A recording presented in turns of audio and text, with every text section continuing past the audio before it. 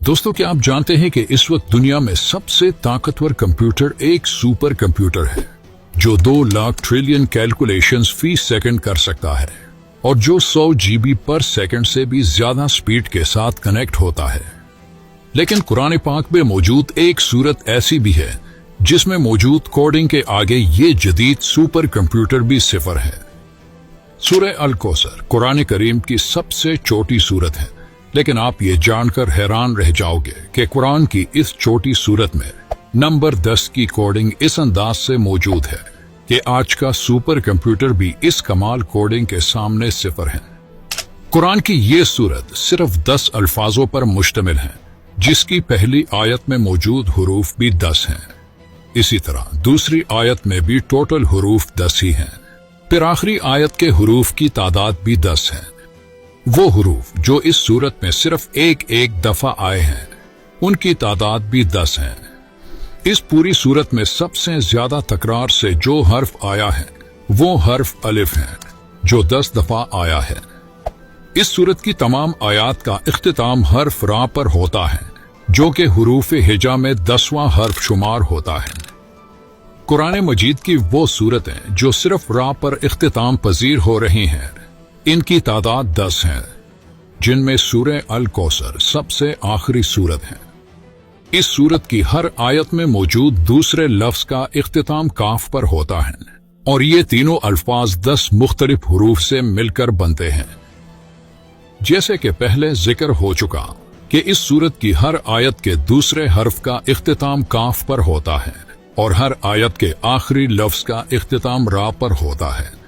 तो अब समझने वाली बात यह है कि हर्फ काफ की न्यूमेरिकल वैल्यू 20 है, जबकि हर्फ रा की न्यूमेरिकल वैल्यू 200 है।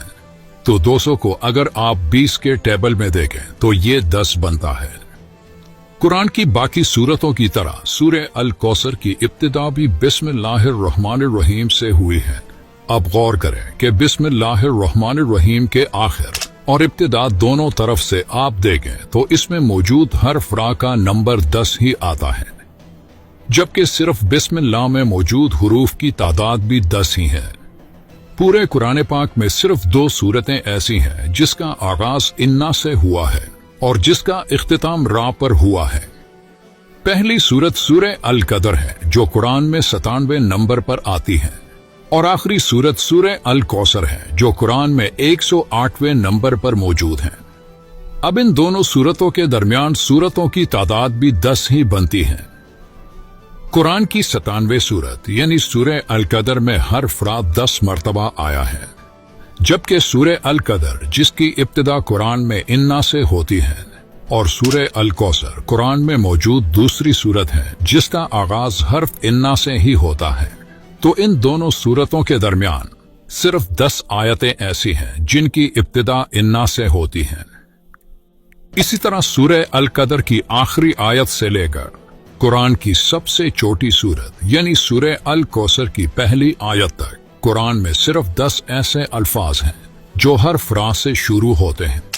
कुरान की सूरत नंबर 97 यानी सूरह अल कदर की इब्तिदा हर्फ अलिफ से होती है और इस पूरी सूरत में 10 ऐसे अल्फाज हैं जिनकी इब्तिदा हर्फ अलिफ से होती है।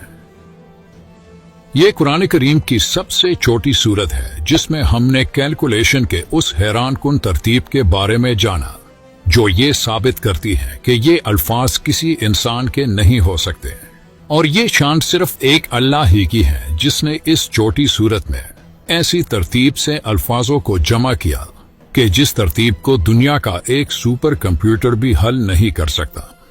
अब आप सोचें कि ये तो कुरान की सबसे छोटी सूरत है, तो कुरान की बाकी सूरतों में कितनी कैलकुलेशन मौजूद होगी। यकीनन आपकी सोच काम करना छोड़ देगी जब आप इस बारे में सोचना शुरू कर दें। और इसीलिए अल्लाह ताला कुरान मजीद में फरमाता है कि हमने अपने बंदे पर जो कुछ नाजिल किया है, अगर तुम्हें इसमें शक हो तो इस जैसी एक सूरत ही ले आओ